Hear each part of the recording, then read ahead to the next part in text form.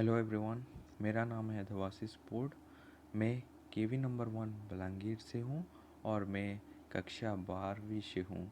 और मैं आज आपको unit 5 children and women in sports के बारे में बताने जा रहा हूँ। तो मैं अभी आपको पहले बताऊँगा कि exercise guidelines at different stages of growth and development के बारे में। ठीक है, तो जिसमें आता है इन्फेंसी के एक पीरियड आता है, ऐसे ही अर्ली चाइल्डहुड के, फिर मिडिल चाइल्डहुड के, फिर लेटर चाइल्डहुड के, और उसके बाद आता है एडोलेसेंस के बाद एडल्टहुड, और लास्ट में आता है ओल्ड एज के बारे में। तो यहाँ पे मैं आपको एक स्मॉल सिंपल वे में एक फ्लो चार्ट दिखाया हूँ और इसके द्वारा आप लोग अच्छे से इसको क्लियरली अंडरस्टैंड कर सकते हैं। ठीक है, तो जैसे कि इन्फेंसी के बारे में हम लोग देखेंगे तो 0 से 2 इयर्स होता है। अर्ली चाइल्डहुड के बारे में देखेंगे तो 2 से 6 इयर्स। मिडिल चाइल्डहुड के बारे में 7 to 10 इयर्स। लेट चाइल्डहुड के बारे में 11 to 12 इयर्स। एडोलेसेंस के बारे में देखेंगे तो 13 to 19 इयर्स। एडल्टहुड के बारे में देखेंगे तो 19 to 60 इयर्स। और ओल्ड इयर्स जो कि लास्ट है, जो कि 60 इयर्स और उसके ऊपर वाले एज। ठीक है, आप उसको क्लियरली देख देते हैं कि इन्फेंसी जो होता है 2 से 2 इयर्स तक जो होता है वो क्या होता है। जैसे हम लोग कोई बच्चे को देखेंगे तो उसको उसको क्या होता है, उसका हेड जो है वो ऐसे ऐसे हिलाने में उसको दिक्कत आती है।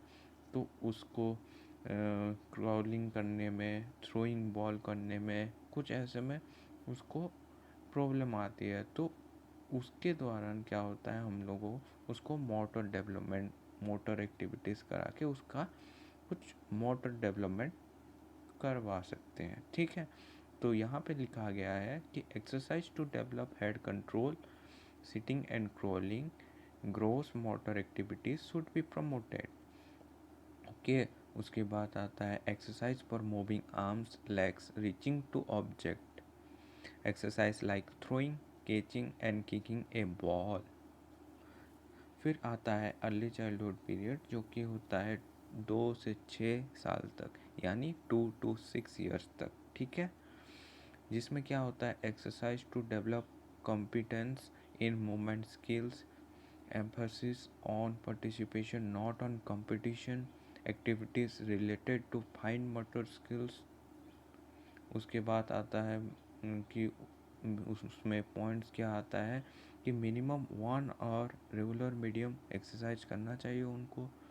रिक्रिएटिव and enjoyable methods of physical activities, clean and safe environment. उसके बाद आता है लेटर चाइल्डहुड का पीरियड जो कि 11 से 12 साल तक होता है। Exercise to develop body control, strength and coordination, activities related to endurance should be avoided, organised और team games to develop social consciousness, teach basic rules of sports, that is a fair play, simple strategies, introduction to concept of sports training। फिर आता है adolescence period जो कि 13 से 19 years तक होता है, जिसमें हम लोग पॉइंट्स देखते हैं कि moderate to vigorous intensity physical activities 60 minute to several hours active every day. Physical activity को 60 मिनट हर दिन देना चाहिए।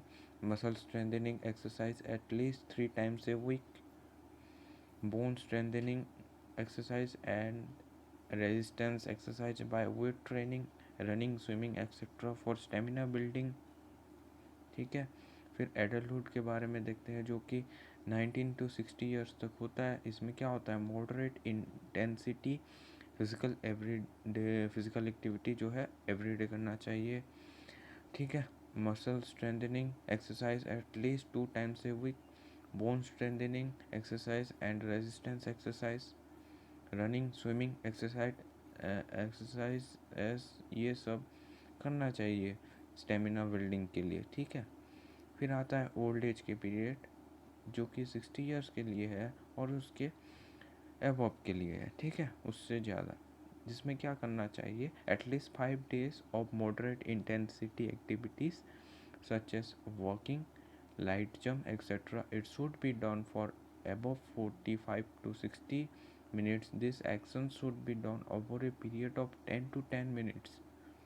उसके बाद those who are more active than an elderly mature, they should do more 30 minutes of high strength activity combined with the actions of the moderate intensity such as climbing stairs, running, etc.